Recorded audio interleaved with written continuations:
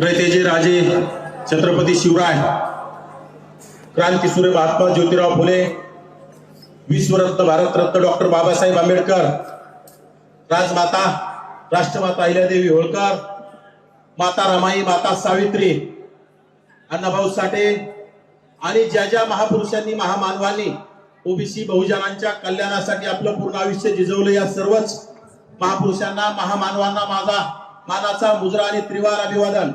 आज नांदेड येथे होत असलेल्या ओबीसी आरक्षण बचाव आणि 2 सप्टेंबरचा काळा GR रद्द करण्यासाठी होत असलेल्या मोर्चाच्या मंचावर या देशाचे बहुजनांचे नेते श्रद्धेय आदरणीय बाळासाहेबजी आंबेडकर, आमचे सहकारी प्राध्यापक लक्ष्मणराव हाके,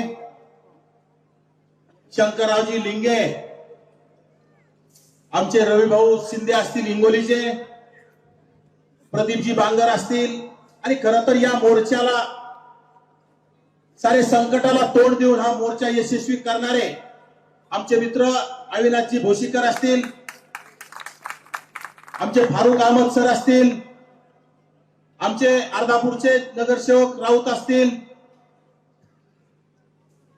बाळासाहेब बोरकर असतील, आणि सर्वच माझ्यासोबत आलेले आदरणीय साहेबांसोबत आलेले लक्ष्मण हाके सरांसोबत आलेले सर्वच कार्यकर्ते, नेतेगण आणि बंधू आणि भगिनींनो, बांधवांनो, गेल्या 2 वर्षापासून राज्यामध्ये जाती जाती भांडण, वाद निर्माण करण्याचं काम खरं तर ओबीसी आमचा DNA म्हणणाऱ्या सरकारनं सुरू केलं. आपण भांडतोय दुसरीकडं आणि आपल्या पाठीत खंजीर खुपसतोय दुसराच. आदरणीय बाळासाहेब आंबेडकरांनी सांगितलंय, जरांगे हा निजामी मराठ्याचं नेतृत्व करतोय, जरांगे हा सुपारी बाजे, निजामी मराठ्याची सुपारी घेऊन, त्या राज्यकर्त्याची सुपारी घेऊन ते वाजवण्याचं काम करतोय. परंतु यामध्ये ओबीसीचं अस्तित्व संपवणारा कोण असेल, GR कोण काढत असतं? 2 सप्टेंबरचा GR जरांगेने काढला तर या राज्य सरकारनं काढला, आणि राज्य सरकारमधील अनेक प्रतिनिधी जर मुख्यमंत्र्याला पाठीशी घालत असतील तर हे योग्य नाही. माझ्या सर्वच ओबीसी मंत्र्यांना कळकळीची विनंती आहे, ज्याप्रमाणे सर्वच मराठा मंत्र्यांनी, मराठा आमदारांनी, मराठा खासदारांनी जरांगेला पाठिंबा देण्याचं काम केलं, आणि गेल्या 2 वर्षापासून श्रद्धेय बाळासाहेब आंबेडकरांनी विधानसभेच्या 2024च्या विधानसभेच्या अगोदर तुमचं आरक्षण वाचवावं, ओबीसी आरक्षण बचाव यात्रा काढण्याचं काम केलं. राज्यभर यात्रा काढून तिचा समारोप छत्रपती संभाजीनगर मध्ये केला. मी त्या सभेला होतो, लाखोंच्या सभेला बाळासाहेबांनी सांगितलं, मराठ्यांचं ताट वेगळं असलं पाहिजे, ओबीसीचं ताट वेगळं असलं पाहिजे. आम्ही सुद्धा कधी मराठ्यांच्या आरक्षणाला विरोध केला नाही. मराठ्यांना शिक्षण आणि नोकरी मधल्या आरक्षणाला आजही आमचा पाठिंबा आहे. 10% सोडून 12% देऊ द्या, परंतु यांना तुमचं राजकीय अस्तित्व संपवायचंय. हे सर्वांनी प्लॅन केलेलं आहे. खरं तर आदरणीय साहेब, 1980च्या काळातले जे कुणबी ओरिजिनल आहेत, जळगाव जिल्हा असेल, कोकणातले असतील, तेच खरे ओरिजिनल कुणबी आहेत. आणि त्यानंतर 1994ला वगैरे विदर्भातले कुणबी आलेत, हे सुद्धा बोगस कुणबी आहेत. खरं तर ख्याल भामट्यांना सुद्धा, या कुणबी भामट्यांना, नागपूर भागातल्या, विदर्भातल्या कुणबी भामट्यांना त्या ओबीसीतून बाहेर काढण्यासाठी सुद्धा आपण बोललं पाहिजे. तो तायवाडे नावाचा बोगस कुणबी भामटा काय म्हणतो, ओबीसीला धक्का लागत नाही, ओबीसीला धक्का लागत नाही. तायवाडेंना मला सांगायचंय, अरे गावगाड्यामध्ये आता पोलीस पाटलांची भरती झाली ना, ओबीसीच्या 50% जागा मराठ्यांनी खाऊन टाकल्या. येणाऱ्या काळात ओबीसीच्या ग्रामपंचायत सदस्य होणार नाही, ओबीसीचा पंचायत समिती सदस्य होणार नाही, ओबीसीचा जिल्हा परिषद सदस्य, नगरसेवक, नगराध्यक्ष, महापौर कुठेही होणार नाही. म्हणजे काय चाललंय? आणि खरं तर या मराठ्यांना, त्या निजामी मराठ्यांना या राज्यामध्ये 96 कोळी मराठा सुद्धा आहेत. ते म्हणजे आम्हाला राजकारणातलं आरक्षण नकोय. परंतु जे जरांगेच्या नादी लागले हे निजामी विचारांचे मराठे हे आपलं आरक्षण संपवायला निघले. याला डॉक्टर बाबासाहेब आंबेडकरांचं संविधान मान्य नाही. या राज्यकर्त्यांना डॉक्टर बाबासाहेब आंबेडकरांचं संविधान मान्य नाही. तुम्हाला आरक्षण या देशामध्ये डॉक्टर बाबासाहेब आंबेडकरांचं संविधान आहे. राज्यामध्ये डॉक्टर बाबासाहेब आंबेडकरांचं संविधान आहे. आणि हे राज्य सरकार गॅजेट कोणतं काढतं? निजामाचं गॅजेट. म्हणजे तुम्हाला निजाम मान्य आहे, परंतु आमचा बाप डॉक्टर बाबासाहेब आंबेडकर मान्य नाही. हे चालणार आहे, हे आम्ही खपवून घेणार नाही. आता श्रद्धेय बाळासाहेब आंबेडकरांच्या नेतृत्वात आम्ही राज्यभर मोर्चे काढू आणि या राज्यात या राज्य सरकारचं नाक दाबून तोंड उघडायला लावू. रस्त्यावरली लढाईला आम्ही लढत आहोत. न्यायालयीन लढाई लढू. प्राध्यापक लक्ष्मण हाकेंना आम्ही अनेक दिवसापासून मोर्चे मेळावे करत आहोत. आमच्या गाड्या फोडल्या जातात. माझी गाडी जाळी. लक्ष्मणरावच्या 7-8 वेळेस गाडी फोडण्याचं काम केलं. जीवे मारण्याच्या धमक्या. आणि धिक्कार चोटांनो, पाठीमागून तो कोणी धमक्या देईल, पाठीमागून कोणी गाड्या फोडेल. यांच्या दम असत यांनी समोर येऊन लढलं पाहिजे. आदरणीय बाळासाहेब आमच्या सोबत आहेत. त्यामुळे आम्ही असल्या भिकारचोट आणि पाठीमागून हल्ले करणाऱ्यांना आम्ही भीक घालत नाहीत. या राज्य सरकारच्या प्रमुखानं विधानसभेच्या टायमिंगला सांगितलं ओबीसी आमचा डीएनए आणि ओबीसी लगेच भूलथापाला बळी पडला. आम्ही कधी जात पाहिली नाही. मी कधी पक्ष पाहिला नाही. मी सर्व नेत्यांना मानतो, परंतु ओबीसीच्या पाठीत जर कोणी खंजीर खुपसत असेल तर ते मी सहन करणार नाही. आम्ही सहन करणार नाही. ओबीसी आमचा डीएनए मानणार आहे. ओबीसीने त्याला भरभरून मतं दिले.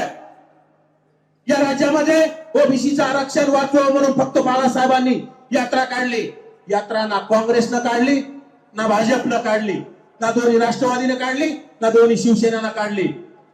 परंतु या राज्यातील ओबीसीने मतदान कुणाला दिली? या महायुतीला. आणि महायुतीने काय केलं? ओबीसीची राजकीय हत्या केली. फडणवीस साहेबांनी केसांनी गळा कापला ओबीसीचा. आणि ओबीसी आणखी सुद्धा भूलथापाला बळी पडते की काय? माझे ओबीसी बांधवांना कळकळीची विनंती आहे, आपलं कोण परक कोण ओळखलं पाहिजे. स्थानिक स्वराज्य संस्थेच्या निवडणुका आल्या. ज्यांनी आपलं आरक्षण हिसकावून घेतलंय ते डॉक्टर बाबासाहेब आंबेडकरांच्या संविधानामुळं. आणि डॉक्टर बाबासाहेब आंबेडकरांनी एससी एसटीच्या अगोदर तुमचा विचार केला, ओबीसीचा. तुम्हाला 340व्या कलमात आरक्षण लिहून ठेवलं. म्हणजे डॉक्टर बाबासाहेबांनी तुम्हाला आरक्षण दिलं. आणि आज त्यांचे नातू श्रद्धांजली बाळासाहेब आंबेडकर तुमचं आरक्षण वाचवायला निघलेत. तुमचं कोणी नाही, परंतु तुम्हाला आपलं कोणी ओळखू ना. तुम्ही थोडंही भूलथापाला दिल्या की विजय असो म्हणायला तयारच आहेत. काल ते एक आमदार माजलगावचं ते वयोवृद्ध आमदार ते काय म्हटलं? निवडणुकामध्ये आम्ही चपटी, बकरं, कोंबडं आणि लक्ष्मी दर्शन हे बोललं. यांच्या बाप दाद्यापासून खरं तरी आता मागासवर्गीय झाले साहेब.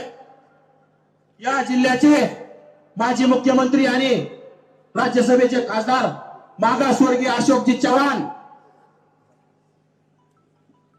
मागासवर्गीय चिखलीकर, आजपासून यांना पाटील फिटील देशमुख सोडून द्यावे. कशाच्या ढेकळाचे पाटील देशमुख आहे? अरे हे इतक्या लाजा गुंडाळ्या आणि नाकाला इतक्या गुंडाळ्या. यांना ओबीसीचं तर गेलंच. उद्या जर म्हणलं यांना एसटीतलं घेता का? एसटीतलं घेता का? अरे एकामेकाच्या अंगावर पडतील. हे इतके पळत येतील आम्हाला आरक्षण द्या म्हणून आणि पुन्हा आम्हाला पाटील म्हणतील. आणि हे भिकार चोट. यांनी आजपर्यंत सत्तेतून पैशातून सत्ता मिळवली. राज्यात भ्रष्टाचार केला आणि तो पैसा तुमचे मतं घेण्यासाठी वापरण्याचं काम केलं. परंतु माझी आता सर्वांना कळकळीची विनंती, यांनी काय कापूस सोयाबीन विकून पैसे देत नाहीत तुम्हाला. हे कारखाने मोडीत काढायचे, बँका मोडीत काढायच्या, दूध डेऱ्या मोडीत काढायच्या. गुत्तेदार यांचेच, साखर कारखाने यांचेच, राज्यात आमदार यांचे जास्त, खासदार यांचे जास्त आणि आरक्षण हेच मागतायत. खरं तर संविधानातून जो समाज राजकीय सामाजिक दृष्ट्या मागास असतो अशा समाजाला आरक्षण मागता येतं, परंतु सर्व यांच्याकडेच असताना सगळं मलाच पाहिजे, पूर्ण मर्यादा मलाच पाहिजे अशा भूमिकातून हे बोलायला लागले आणि आपण फक्त बघायची भूमिका घेतो. आपल्याला आपल्यातीलच काही आता तितर सोडलेले आहेत. या जिल्ह्यामध्ये हा मोर्चा होण्याच्या पूर्वी काही तित्रांनी सांगितलं मोर्चा होणार नाही, बाळासाहेब येणार नाही, नवनाथाबा येणार नाही, हाकेसर येणार नाहीत, वडेट्टीवार येणार नाहीत. अरे बाबा, ओबीसी आहात का तुम्ही?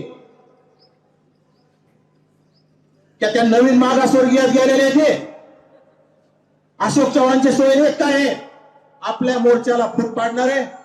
लाजा वाटल्या पाहिजे अशा मूर्ख लोकांना.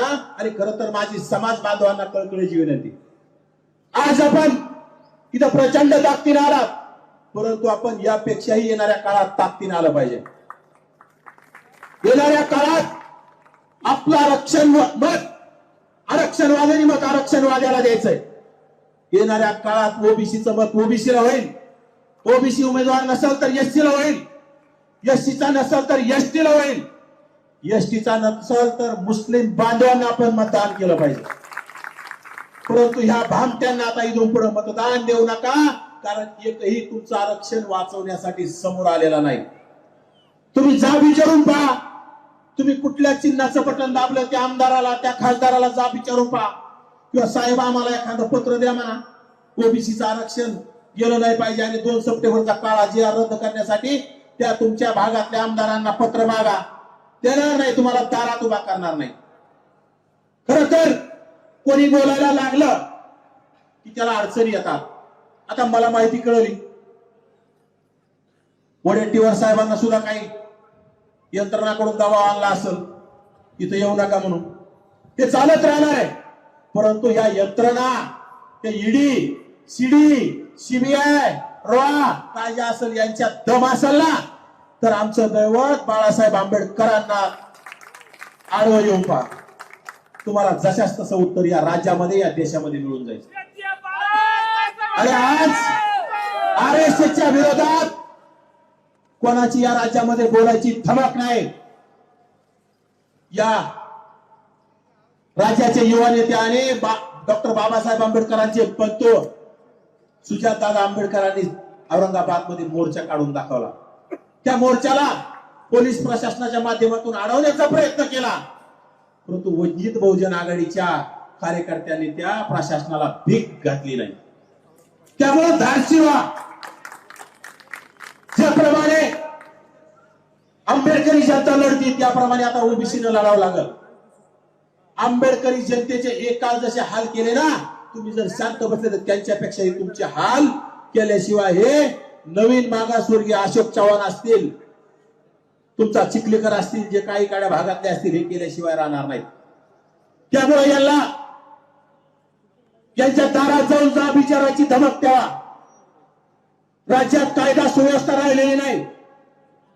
राज्यात दिवसा ढवळ्या हत्या होत्या. आताच फलटण मध्ये आपली भगिनी डॉक्टर स्वर्गीय संपदा मुंडेची हत्या केली आणि तिचं नाव काय दिलं? आत्महत्या. तेथील भाजपचा माजी खासदार रणजित सिंह नाईक निंबाळकर, त्याचे 2 पीए हे त्या ताईला वारंवार फोन करून पीएम रिपोर्ट बदलण्यासाठी दबाव टाकत होते आणि त्यातूनच त्या दबावाला बळी पडून किंवा त्या ताईनं ऐकलं नाही म्हणून तिची हत्या केली आणि भाजपच्या कार्यकर्त्याच्या हॉटेलमध्ये नेऊन फासावर लटकवण्याचा, फॅनला फाशी घेतली असं दाखवण्याचं काम केलं. परंतु आमचा गृह विभागाला जबाब आहे. जबाब विचारतो आम्ही की तुम्ही फासावून खाली घेताना व्हिडिओ केलाय का? त्या संपदा ताईच्या कुटुंबातलं व्यक्ती कोणी होतं का तिथं? पंचनामा कुठे? म्हणजे सर्व यंत्रणा मिळालेली आहे आणि या राज्याचे मुख्यमंत्री त्या माजी खासदाराला क्लीन चिट देण्याचं काम करताय. मुख्यमंत्री त्यांच्या पक्षातला असल्यामुळे क्लीन चिट देण्याचं काम करत असतील. परभणी येथे आपले बंधू सोमनाथ सूर्यवंशी यांच्या बाबतीत सुद्धा तेच झालं होतं. परंतु आदरणीय श्रद्धेय बाळासाहेब आंबेडकरांनी न्यायालयात जाऊन दाद मागून दूध का दूध आणि पाणी का पाणी करून घेतलं. त्यामुळे आता ओबीसी बांधवांना एकच तारण आहे, आदरणीय बाळासाहेब आंबेडकर संपदाताईंना न्याय द्यायचा असेल तर बाळासाहेबांच्या माध्यमातून आपल्याला उभा राहावं लागेल. जिल्ह्यात मोर्चे करावे लागतील तरच हे राज्य सरकार झुकल आणि त्यांच्या कुटुंबियाला आणि त्या संपदाताईला न्याय मिळेल. ओबीसीचं आरक्षण वाचवायचं असेल, ओबीसीच्या विरोधात दिलेला 2 सप्टेंबरचा काळा जिहार रद्द करायचा असेल तर आदरणीय साहेबांच्या नेतृत्वात हा लढा लढावा लागेल. संख्या मोजू नका, नाव बघा, नाव डॉक्टर बाबासाहेब आंबेडकरांचे नातू श्रद्धेय आदरणीय बाळासाहेब आंबेडकर नाव आलं ना, न्यायालयाला सुद्धा योग्य निकाल द्यावा लागतो. या राज्यात अनेक नेत्यांनी याचिका दाखल केल्यात साहेब. प्रत्येकाला सांगायचं फक्त मी याचिका दाखल केली वाचवण्यासाठी, परंतु प्रत्येक नेत्याने याचिका कशी दाखल केली की ती सरकारच्या हिशोबाने आणि ती रद्दच होणार आहे, म्हणजे रिजेक्ट होणार, ओबीसीच्या बाजूने निकालच लागणार नाही. अशा याचिका जाणीवपूर्वक दाखल केल्या. त्यामुळं त्या अशा याचिका कमकुवत याचिका काही कामा नाहीत. जर ओबीसीचं आरक्षण वाचवायचं असेल तर माझे आदरणीय बाळासाहेब आंबेडकरांना कळकळीची विनंती, साहेब आपल्याला न्यायालयीन लढा द्यावा लागेल आणि आपल्याला रस्त्यावरला सुद्धा लढा द्यावा लागेल. आणि या दोन्ही लढ्यासाठी आदरणीय साहेब आम्ही तुमच्या सोबत आहोत. आम्ही तुमच्या खांद्याला खांदा देऊन लढू आणि ओबीसीचं आरक्षण वाचवण्यासाठी आम्ही कुठेतरी छोटेसे शिलेदार होण्याचा प्रयत्न करू. आणि नक्कीच आदरणीय साहेब आमच्या विनंतीला मान देतील आणि ओबीसीचं आरक्षण वाचवण्यासाठी 2 पावलं पुढे येतील. आणि साहेबांनी वेळोवेळी दाखवून दिले ओबीसी आमचा डीएनए, ओबीसी आमचा डीएनए म्हणणारे आज कुठे? ओबीसी आमचा डीएनए म्हणणारे तुमचं आरक्षण संपवलंय. तुमच्या आमदाराला विचारा, तुमच्या भाजपच्या मंत्र्याला विचारा, अजित पवार गटाच्या मंत्र्याला विचारा, शिंदे गटाच्या मंत्र्याला विचारा, बोलताय का आमचं आरक्षण वाचवायला? एकही मंत्र्याची ताकद नाही. आणि जे कोणी मंत्री बोलले, बावनकुळे काय म्हणतात? बावनकुळे म्हणतात फक्त 4च जिल्ह्यात जिआर निघलाय. मला बावनकुळे साहेबांच्या बुद्धीची कीव येते.